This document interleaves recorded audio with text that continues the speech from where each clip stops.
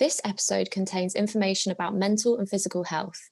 We remind you that we are not trained or qualified health professionals, and everything we talk about in this episode is based on our own experience. If you are in need of medical or psychiatric help, please seek professional help from your GP. Our circle aims to bring you open and honest conversations in a safe and inclusive space. If you are triggered by discussing mental or physical health, we advise you to skip this episode as we do not aim to cause any mental harm for our listeners. We look forward to you coming back to our next episode and welcoming you to our circle. This episode is not sponsored, but we encourage you to help support the small businesses, charities, and organisations that we mention.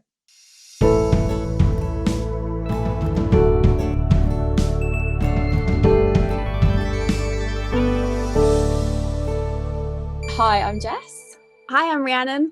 And welcome back to our circle.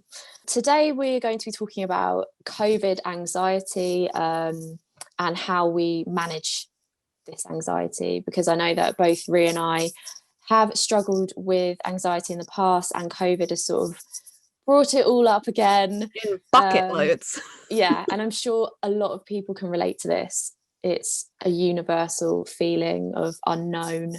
It's understandable because we see new negative information every day on the news, on social media. It's hard to escape it. Even I think walking down the street, you hear people's conversations. It is all about COVID. You always hear about, oh, this person's got the virus, or something negative is always being spoken about. So it's definitely something that everyone can relate to, I think. Mm-hmm. Another source of this anxiety, I think, from the first lockdown especially, has been all these new skills like baking banana breads, and that was the biggest one, wasn't it? But everyone seemed to either discover or learn how to create banana bread. I don't know. Rhi's like, I've been doing it for years. Well, no, I don't mean like that. I was like, why just that one? Why has everyone gone for banana bread? Is it like, do you reckon it was just the easiest one for everyon to make? I have no idea. I don't know where that obsession came with. Yeah, it was I know. Like, I'm making banana bread. Same. I was like, anything else? Yeah, it was. But there was one point I remember going to the shop and you could not buy eggs. There were just no eggs. So that was, little strange. Tip for our listeners who want some egg substitute. You can get, if you have flax seeds, you just have 2 tablespoons of that and add some water and you just mix it together. That makes egg. Interesting. I've never heard of that. Mm-hmm. I thought you were going to say aquafaba. You can use that, but I don't know how to use it for cake. Whereas I know for a cake substitute with egg, you definitely can just use flax seeds with water, and you literally just mix it together, like boiling water, like 2 tablespoons with 2 tablespoons of flaxseed. I think that's the right measurement. If you check out on my bakes Instagram, I've put the conversion somewhere in one of the highlights, and it basically makes an egg substitute. That's so interesting. But yeah, sorry. Yeah, where was I? So it was like running as well was a massive one, wasn't it? And it's all these things that people were almost achieving, like learning new things. Whereas personally, I felt like I just needed to almost survive it, just get through it. What I could do to get through the day, with a baby, and now a toddler who's even more active. So yeah, if that's how you're feeling, you're not alone. We're now in our 3rd lockdown. What was your experience? What were your first feelings at the beginning of the pandemic? Because I know, Rhi, you were actually really... I was ahead of everyone. Early to the game. I was ahead of everyone. This is coming. Yeah, and no one listened to me, which I was just like, why does no one believe me that this is a bad thing? Because, and the only reason, and this sounds a bit like, I don't know, but the only reason I was like, this is bad, is because China shut down. Like they put the whole of China on lockdown. So I was like, this isn't normal. How is everyone acting as if this isn't a bad thing and just saying, oh, it's like the flu? I was like, China doesn't shut down for anything.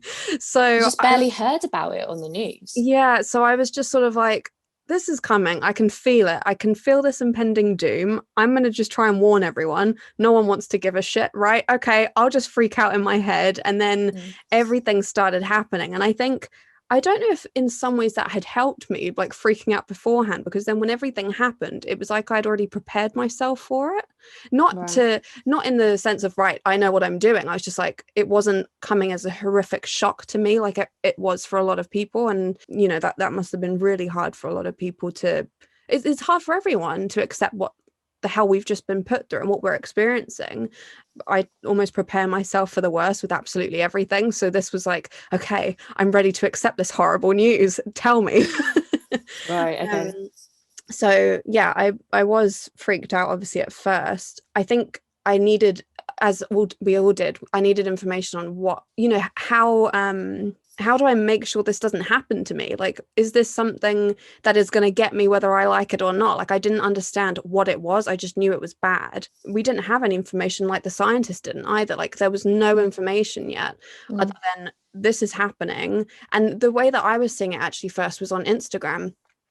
People were sharing videos that had been leaked in China of people just collapsing and dying and all this sort of stuff. And I was just like, oh my God, what is this? Like, what is this? Like, I was terrified. So I just needed more information, really. And then as soon as they were like, okay, it's happening because of this, you need to do this to prevent it, I was like, fine, I know what my rules are. I know what I have to do. So it's that fear of the unknown, isn't it? It's that was the scariest thing, I think, right at the beginning of the pandemic was, what is this? We've never seen this before. Even the people, the scientists, the people who, the really clever people that everyone really wants to, like, believes in and, you know, look up to as the people who know the most, had no idea what it was. So that's really scary. When you have, and this is the same principle applies with everything. When there's a lack of knowledge, there's a whole sort of fear of and feeling of like being unsettled. Like when you just don't have knowledge, like knowledge is power, isn't it? So having no knowledge about any of this, it just felt like chaos, which it was. And it was chaos for a long time until there was some sort of rules and regulations on how we had to conduct ourselves through this, meaning, not to touch one another and start wearing face masks and to wash our hands, and then eventually led to the lockdowns. Yeah, I agree. I mean, I didn't really, I heard about it on This Morning, strangely enough, like for the first time. This doctor came onto the show and was telling the viewers about it, but she very much made it sound like that's in China, we don't have to worry about anything right now. Well, that's true, actually. When that was sort of this first stuff we were thinking, they're like, oh, it's in China, it will stay in China. And then I will always remember I was at my my last job, I was sitting at my desk, and my office colleagues, we were all very, like, in the morning we'd all talk about everything that was going on in the world and just very sort of chatty and stuff. And if any news came through, we would always share it with each other. And then someone just went, the first case is in the UK. And I literally looked up, I went, that's it. I literally looked at them all, I went, that's it, right, here we go. So, and I just, as soon as that happened, as soon as it came to the UK, I just knew this was about to change. I had no idea that obviously what sort of shape or form, but I knew it was about to get bad. I just didn't know how bad. Yeah, I think as well, what I found scary and what I do find scary is that it's like invisible. Like it's so you cannot see it. You don't know if you can't even see it in someone, if like they might be carrying it but not showing any symptoms. That to me is really scary. Terrifying. And not knowing how it affects different people. So that's terrifying to me as well, that it's not one set of rules for everyone, this virus. Like it's like, oh, it doesn't discriminate, so it can go for anyone, and it doesn't decide what level of horrific it's going to be to you. So so that's definitely how I was and still am feeling, to be honest.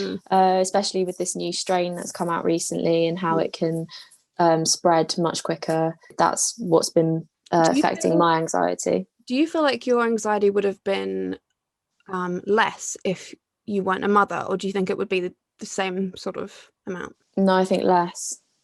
Not to the point where I would be going out to raves and things like that, but it's just another person to think about, another person to worry about, someone that, it's cliche, but it's love that you've never ever felt before. So it's just that protection mode on like a level 1,000. I just would do anything to protect her. So I think definitely being a mother's made it harder. And a first-time mother, I've never experienced being a mother before, but then having to navigate through that on my own, not being able to kind of go to any support groups, or there's a lot to go. A lot of there's milestones. so many different, a lot of milestones that I experienced myself and couldn't share with my family. And I was going to go into that next, actually, is what other feelings have come with that, making those tough decisions to not see your family and doing the right thing.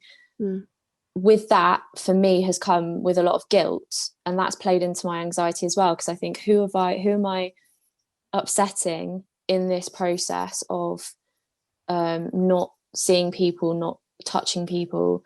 My family, Joe's family, missed so much of Mila's growing up before she was 1, where she's changing day to day all the time.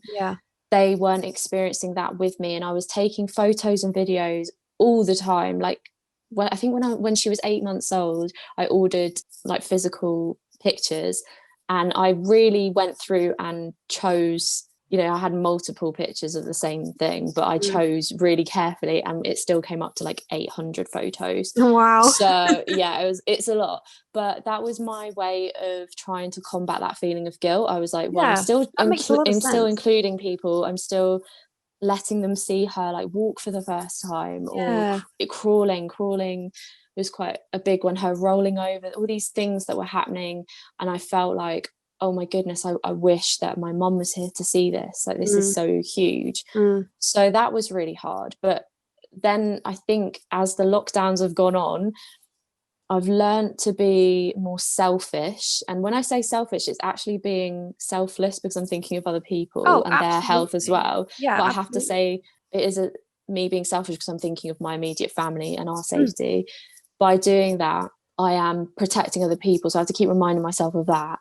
And I think it's really important for me and my own mental health in general to stick with what I believe in, and not put myself in uncomfortable situations where I'm going to feel even worse, even more anxious. I'm not going to force myself to, because someone is upset that they don't get to give us a hug, I'm not going to be like, oh, okay, let's do it anyway, because that goes against how I'm feeling. That goes against my beliefs, that goes against my views. So why don't put yourself in that situation, I think is the best way to help. I think a lot of people are learning that as well, that they have to go by what actually feels right to them. I spoke to a friend the other day who, I think she was responding to something that I'd posted on my story to do with, staying home, to do with the pandemic. And she said that she felt such guilt. She went to see a friend during the Christmas period, where it was allowed, before all of the tier restrictions, and where you could sort of do the Christmas dinners and stuff. And she said that she left, she was mid like with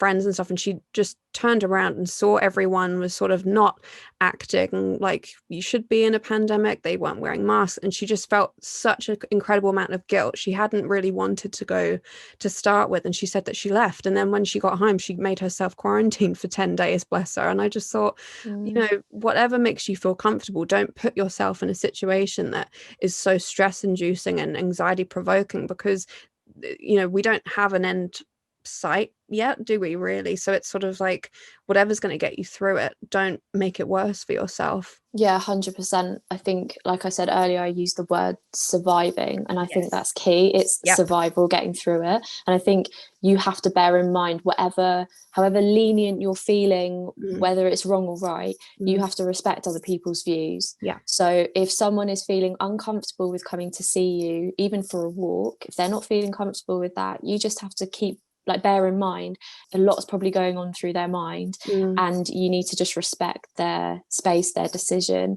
Let them get on with it. It's not going to be forever. It does seem like it's taking a very long time. We thought we would progress a little bit more in terms of being protected, but the sort of hurdles keep coming up, don't they? But you just have to go with it. I think that's one thing that we've learned going through this, is that you just got to roll with it until things get a bit easier, and that hopefully will be soon. But you can't just jump to it. And what I love is this post that I keep seeing on Instagram, and I know you've posted it before, Ree, is just because you're over it doesn't mean that it's not there anymore. Just because you're over the pandemic does not mean that we're all over it and it's finished.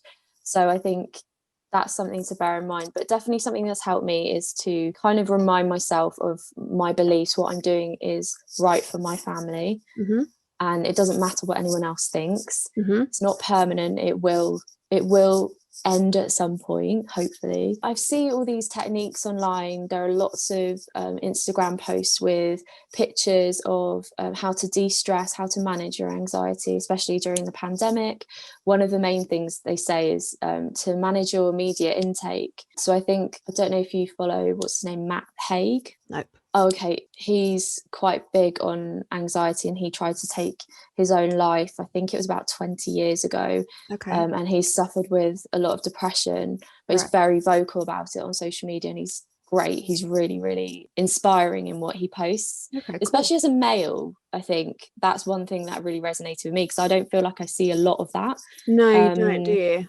No, but he's very open about it. I feel like it's starting to rise, especially because of this pandemic. I feel like men are starting to address their mental health in a way that's an open discussion and inviting other people to talk about it too. Yeah, that's great to see. And I think, this guy Matt is one of them. But he said something along the lines of stay informed, but don't let it completely overtake your thoughts, because it's not healthy to just constantly be taking in negative information all the time. So I think it's important to maybe check in like once a day, or however often that you feel like you can, with what's going on in the world and what the latest is, for example, with restrictions or whatever the health secretary or someone is saying, but also then take a step back and do something else. So you've got the information that you need, but don't keep on consuming it if that's something that affects you negatively. Unhealthy. Because we were speaking about it earlier, weren't we? I was saying it really helps me to get off my phone for a few hours, or put my phone on airplane mode. I don't know why, just like not being in contact all the time, not having things pop up on my phone really helps me.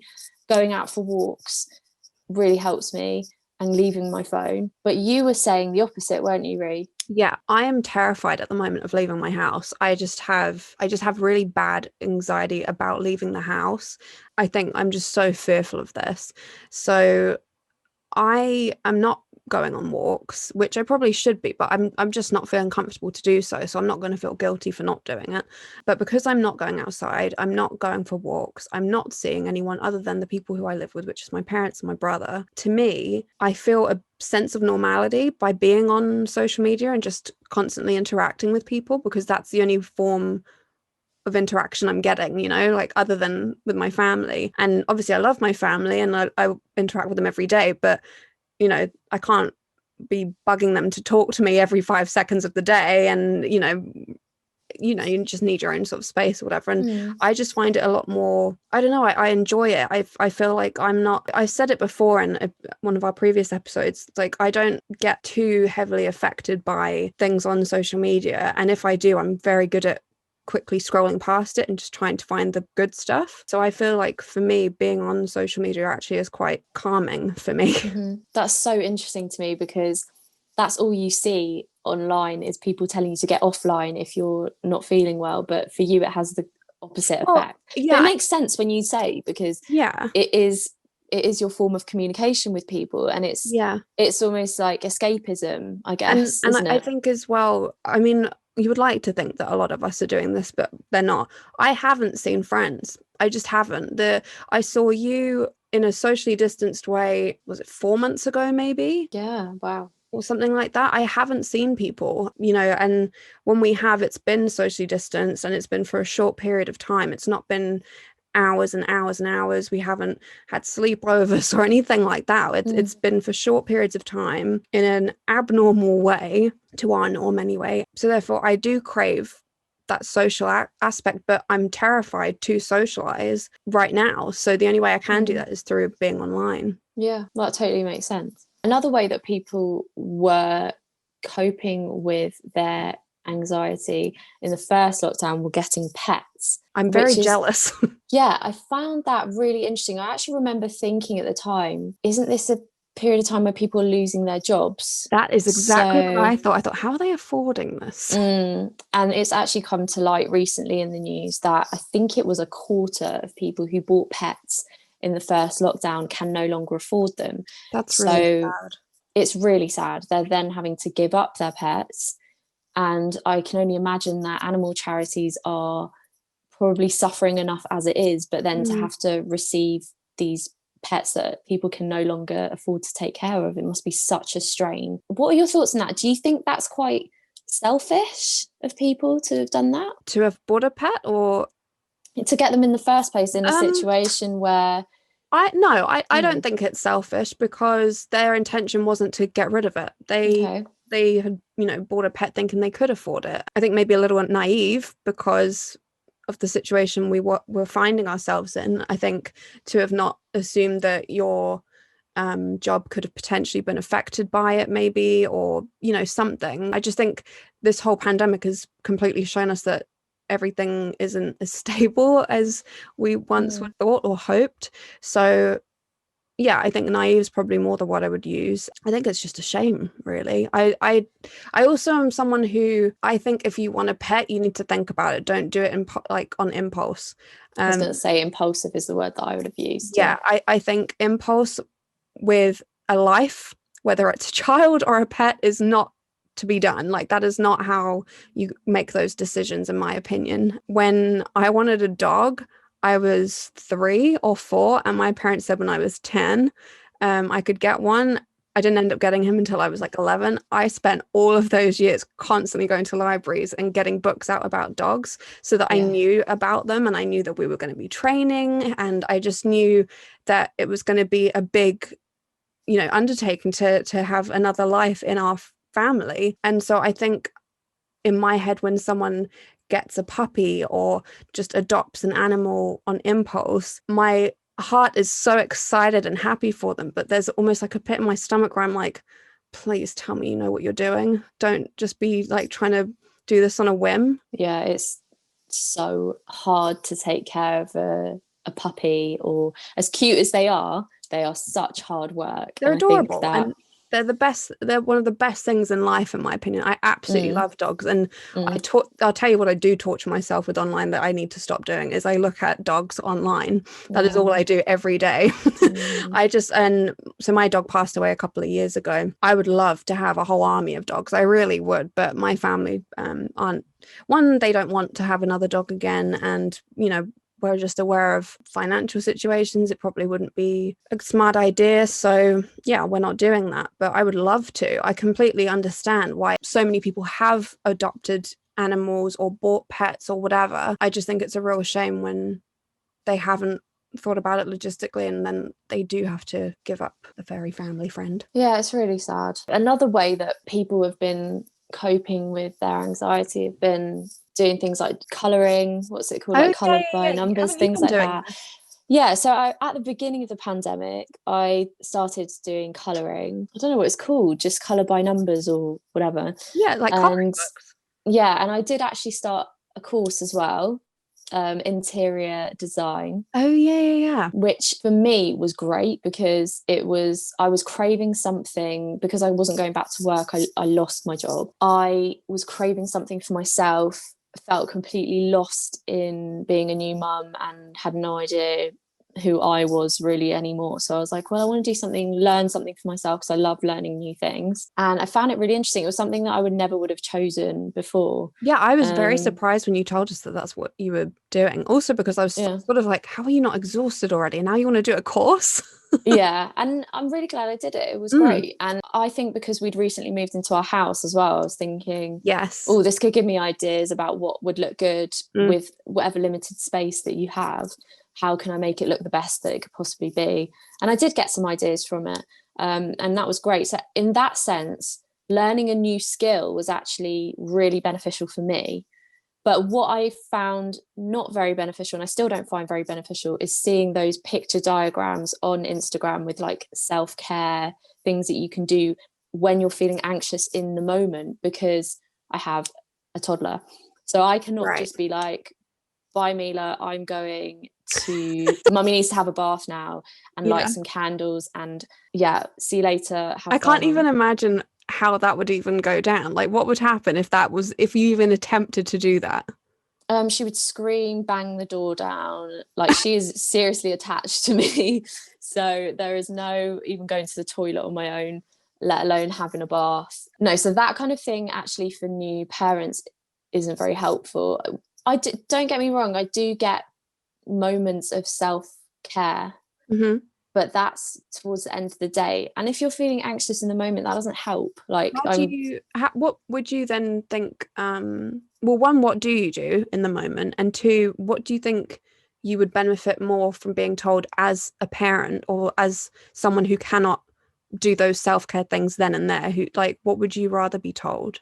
I mean, if I'm being honest, I still struggle with it. Yeah. And it's something that I think I think I've actually got mentally stronger since becoming a parent, because I'm literally like, I have to completely cope on my own now. Like, there's no self-soothe. Yeah, I have to self-soothe. I think there aren't, I wouldn't say like I do this like by ritual every day, but I think having like positive affirmations is something that helps. Like, just constantly repeating to myself that I can do it, or that I am doing it. I think that's a big thing, actually. I read this lady's post the other day called Anna Mather. I don't know, again, if you probably don't follow her, but I believe she's a psychologist, but also a mum of 3.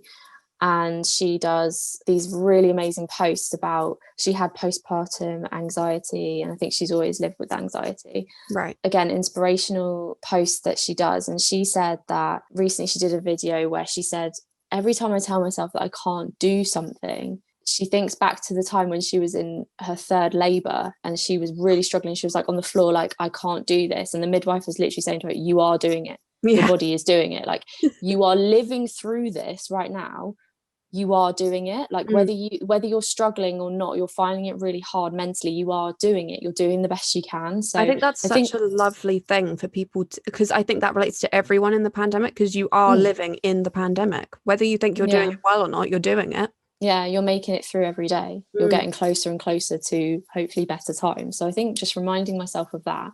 Yeah. And I guess like Mila is a distraction. Definitely. If I do switch myself off from everything, it's just such a sort of paradox with being a mum, is that I find myself having a lot more time to be in my own thoughts, but then I also have moments where I'm like, oh wait, Mila's doing something really cute and funny, so I'm paying attention to that. So it's like a mixture of, got time to sit and think about things, but also I can't get too down about this because Mila really needs me right now. Yeah. So actually having that reliance on me, I think that does help distract. But I think Joe said this a few times, actually. He said quite a few times that he thinks that my anxiety will get a bit better once I'm at work again, because I think I'll have something else to kind of focus on and distract me. I'm sure it will come with a lot other things that will probably trigger different anxiety issues, but I think it will help to kind of have a little bit of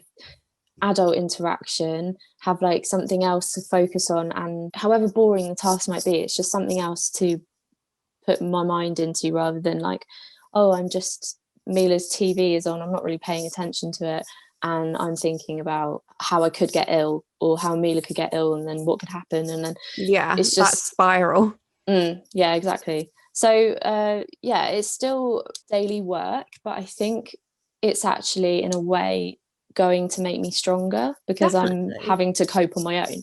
So for you, it's your sort of coping mechanisms are words of sort of affirmation, I guess, like to yourself. And sort of accepting, like, this is what it is, you are living in it, sort of thing. Yeah, it's almost a bit of tough love sometimes. Sometimes I'm like, do you know what, you're safe, you're healthy, Mila's healthy, how you're feeling right now, definitely valid. I don't say to myself like what you're feeling isn't valid, but try and focus on the positive things. Like, it's all good, it could be so much worse. So just try and focus on what you've got right in front of you, which is a healthy child, you're healthy yourself, you're fed, you've got a roof over your head, and you're not ill. All good. I know that's probably not relatable to everyone, but that's how I've been coping with it, I guess. I think that's good. I think you're in a much stronger position than people who, don't have the amount on their plate that you do, which is very admirable. Thank you very much. Thank you. Yeah, I mean, I can't lie and say the last few months have been easy. It's been such a roller coaster. Yeah. Like I mentioned earlier, losing my job was quite big. That's not how I expected to leave, like go off maternity leave and go back to work. I thought it would be to my old job, which was familiar, So, and I Yeah, I wouldn't mean, have to apply for other jobs. yeah, I didn't think that I was gonna like my contract wouldn't get renewed. Like I thought that I would leave that job when I chose to, not on your pandemic terms. told me to. Yeah, exactly. I think that's, again, it's that unknown, it's out of your control. That's been really tough, isn't it?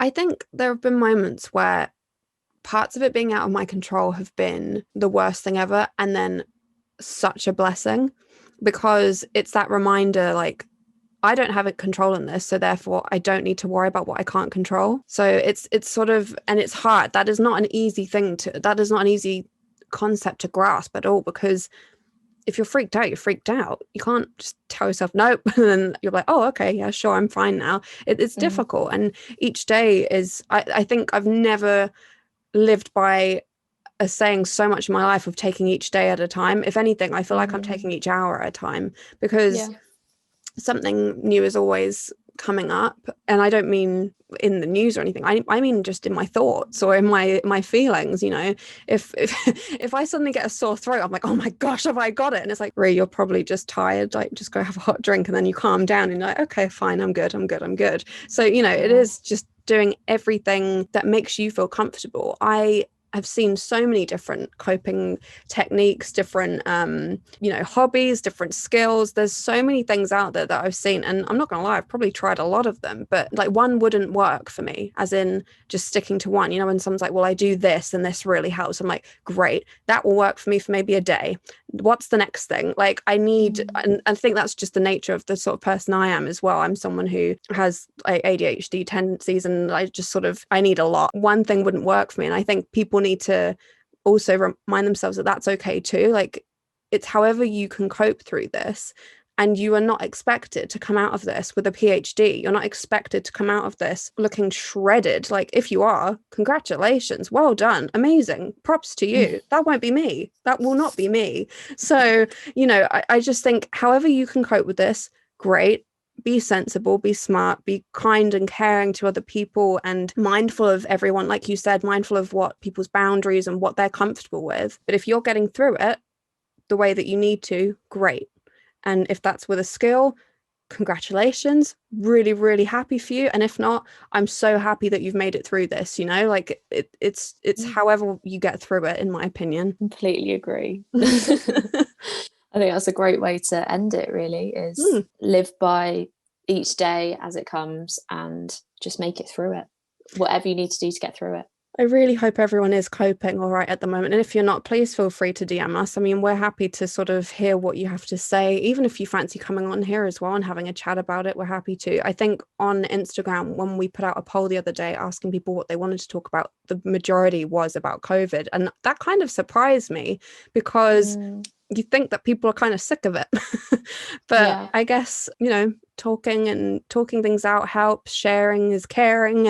And so if you're struggling, we absolutely feel you, and we're here for you. And let us know. Definitely. And what's the organisation that you wanted to talk about today, Ree? So today's organisation is a non-profit organisation, well known in this country. It's Battersea. It's a sort of shelter for dogs and cats. I don't believe it's any other animals, but they do amazing work. We've got friends who have adopted their animals from there. They rehome animals. They look after animals who, when, you know, owners can no longer look after them, they take them in until someone else wants to rehome them, which is great. And it goes great with what we've been talking about today. If you check out their Instagram, it's at Battersea. And then in there, they have a link that takes you to a bunch of different resources where you can make donations. You don't have to obviously adopt an animal. You can just make a donation to help.